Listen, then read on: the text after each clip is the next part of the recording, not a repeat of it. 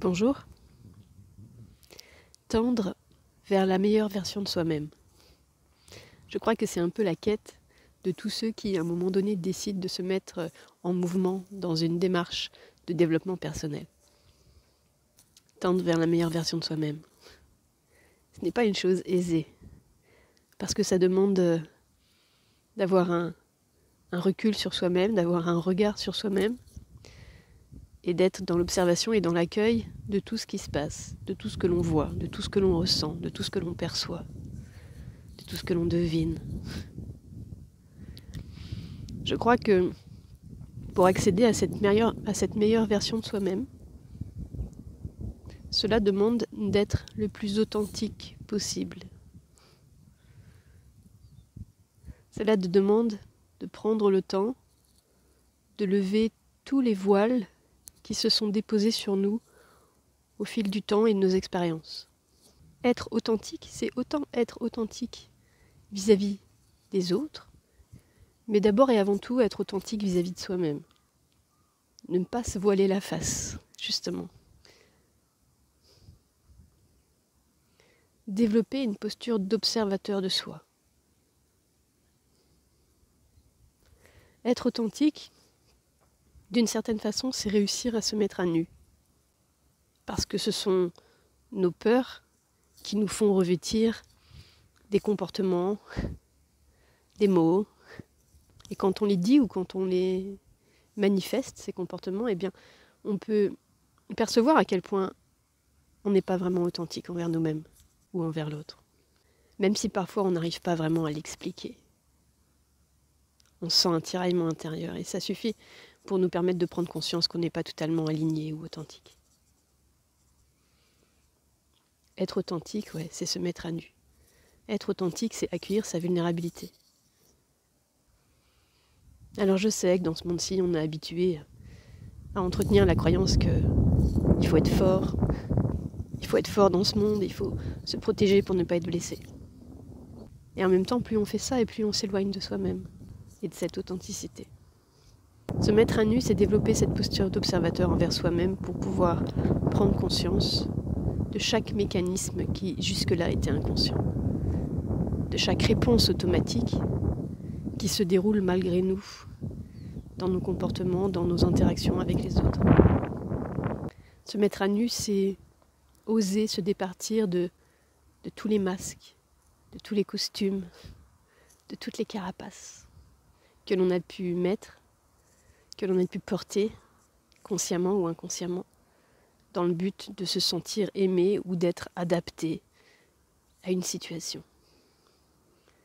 Alors je crois que nombreuses personnes ont cette qualité d'adaptation, quitte à devenir un être suradapté, qui se perd lui-même à force d'adaptation extérieure.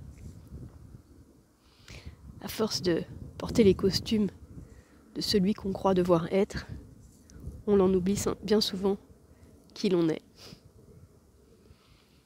Alors tendre vers la meilleure version de soi-même, c'est justement se départir de tous ces costumes, de toutes ces carapaces ou de toutes ces armures.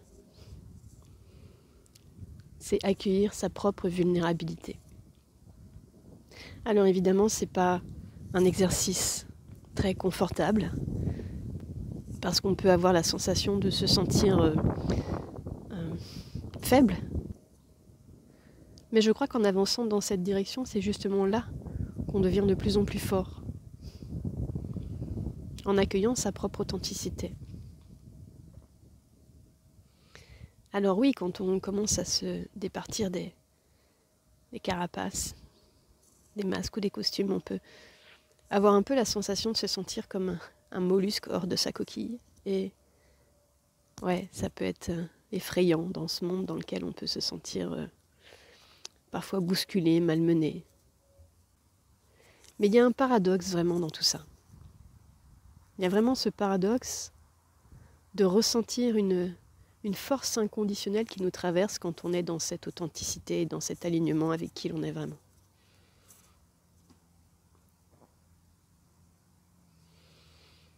Parce que dans cette authenticité, alors, on lâche toutes nos peurs. La peur d'être jugé, la peur de ne pas être assez bien, la peur de ne pas être aimé, la peur de ne pas y arriver. Non.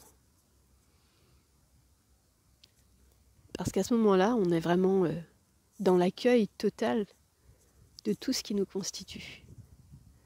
On accueille nos forces tout autant que nos faiblesses. Et c'est ça qui fait notre force.